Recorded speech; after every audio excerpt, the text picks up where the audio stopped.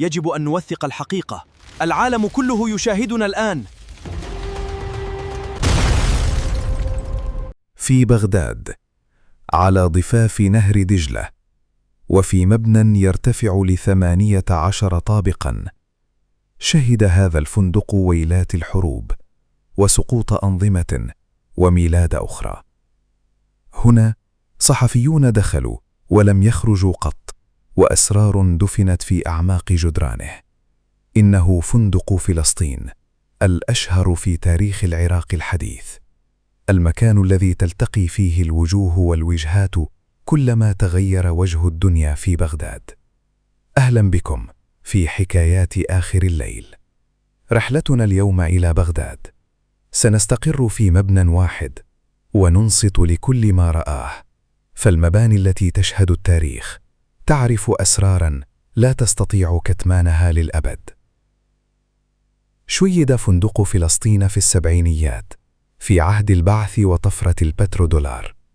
وقتها كانت بغداد إحدى أرقى عواصم المنطقة. الفندق الذي عرف قبل عام 2003 باسم ميريديان بغداد يتربع على الضفة الشرقية لنهر دجلة. بارتفاعه الشاهق كان مقصداً للقادة العرب والأجانب، وللصحفيين والدبلوماسيين ورجال الأعمال من كل حدب وصوب. كان وبحق بوابة بغداد المطلة على العالم. ولكن تتابعت الحروب واحدة تلو الأخرى: حرب الخليج الأولى عام 1980، وحرب الخليج الثانية عام 1991، ثم الحصار الاقتصادي والضربات الجوية المتلاحقة.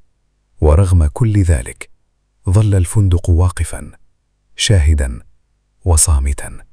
مارس 2003، دقت طبول الحرب الأمريكية على العراق.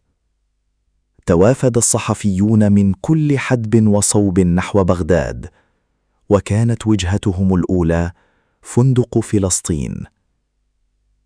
في قلب المعركة احتضن هذا الفندق أكثر من 200 صحفي ومصور، يمثلون عشرات الوسائل الإعلامية العالمية، ليتحول إلى المقر غير الرسمي للصحافة الأجنبية في بغداد.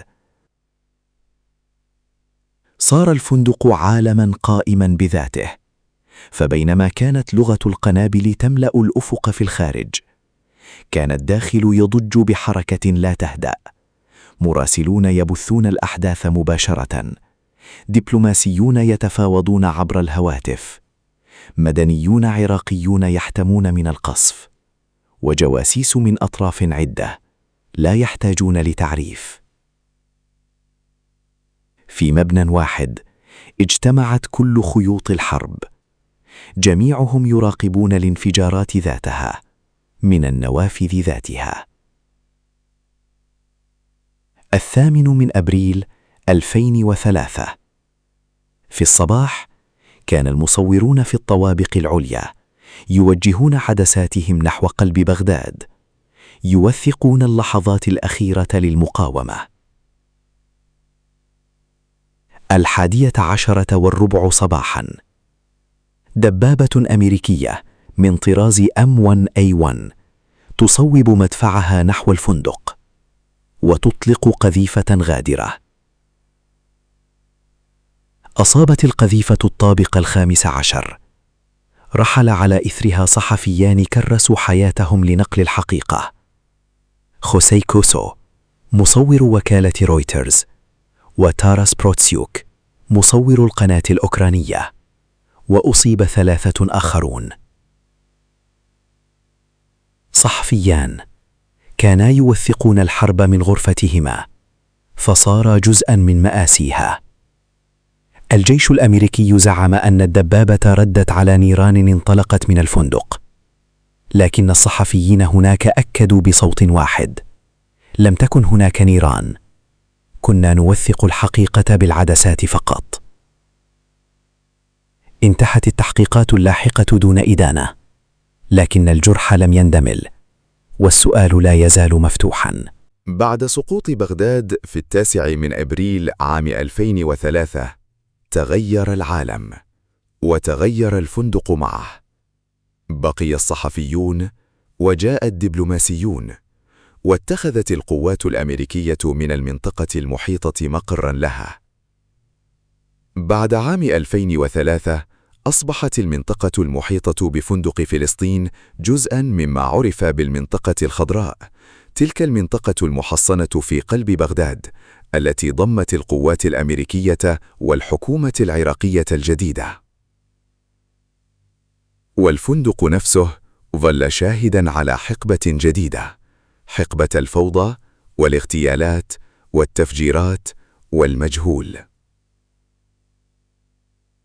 صحفي عراقي كان يعمل في الفندق قال: كل صباح كنا نستيقظ ونهيئ أنفسنا ليس من الحرب بل من اليوم الجديد، لأن كل يوم كان يحمل معه شيئا مختلفا، تفجيرا، اختطافا أو اغتيالا. كان الفندق آمنا نسبيا، وكان هذا أفضل ما يمكن قوله عن أي مكان في بغداد آنذاك. بعد عام 2003 تحولت بغداد إلى مدينة للاختطاف، صحفيون ومقاولون ودبلوماسيون ومدنيون، كل يوم ثمة خبر عن اختطاف. بين عامي 2003 و2008 شهدت بغداد موجة اختطافات غير مسبوقة، صحفيون من عشرات الجنسيات اختطفوا، بعضهم قتل وبعضهم أفرج عنه بعد مفاوضات مضنية، وكانت المناطق المحيطة بالفندق من أكثر المناطق خطورة. والفندق في قلب كل هذا كان يعمل، أضواؤه تضاء ومصعده يتحرك، غرفه تمتلئ، والناس يتناولون عشاءهم في الردهة، وخلف الباب كانت بغداد. مراسل صحفي أجنبي وصف ليالي الفندق قائلاً: كنا نسمع دوي الانفجارات، أحياناً قريبة وأحياناً بعيدة، كنا نعدها، ومن فرط ما عددنا توقفنا عن العد، لأن الأرقام أصبحت أكبر من أن تحصى. ثمة حياة عادية في مكان غير عادي، والناس يتأقلمون، لأن البشر يتأقلمون مع أي شيء، وهذا بحد ذاته أمر مرعب. الطابق 18 من فندق فلسطين، أعلى نقطة في المبنى، من هناك ترى بغداد بأكملها. من هناك صور الصحفيون لحظة سقوط تمثال صدام حسين في 9 من إبريل عام 2003، اللقطة التي طافت حول العالم، اللقطة التي كانت رمزاً لنهاية حقبة وبداية أخرى. صور إسقاط تمثال صدام حسين في ميدان الفردوس القريب من الفندق التقطت جزئياً من الطوابق العليا لفندق فلسطين، وكانت من أكثر الصور انتشاراً في تاريخ الصحافة الحديثة. ومن الطابق نفسه في الأيام ذاتها صورت الانفجارات والدخان الذي لا ينتهي، والناس الذين يركضون خوفاً.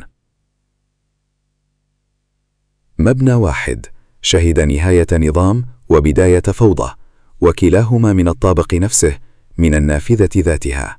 الفنادق الكبرى في أزمنة الحروب تتحول إلى مستودعات للأسرار. في بغداد ما بعد عام 2003 شهد فندق فلسطين لقاءات بين أطراف لم يكن من المفترض أن تجتمع، صفقات حيكت في الغرف، وأشخاص دخلوا الفندق ولم يخرجوا أبدا من بابه الأمامي. يقول موظف عراقي عمل في الفندق لسنوات: رأيت الكثيرين، قادة وصحفيين وسياسيين، كان لكل واحد منهم وجه للعلن ووجه آخر خلف أبواب الغرف. الفندق يرى الوجهين ويختار الصمت. ثمة حكاية تتردد دوما بين ردهات الصحفيين عن غرفة في الطابق 10 ظلت موصدة منذ عام 2004 ولفترة طويلة جدا.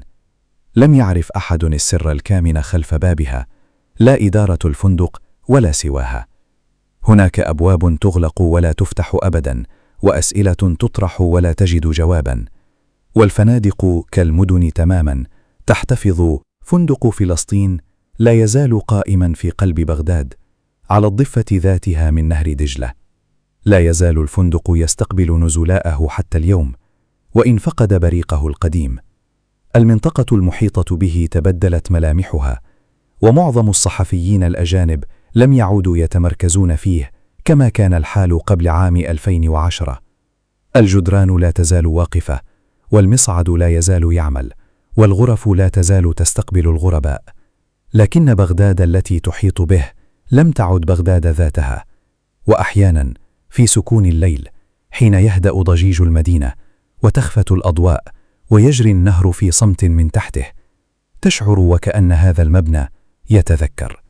المباني التي شهدت الكثير تظل حاملة لإرث ما رأت، في الشقوق وبين الحيطان، في الهواء وفي الصمت المهيب الذي يحل مع المساء.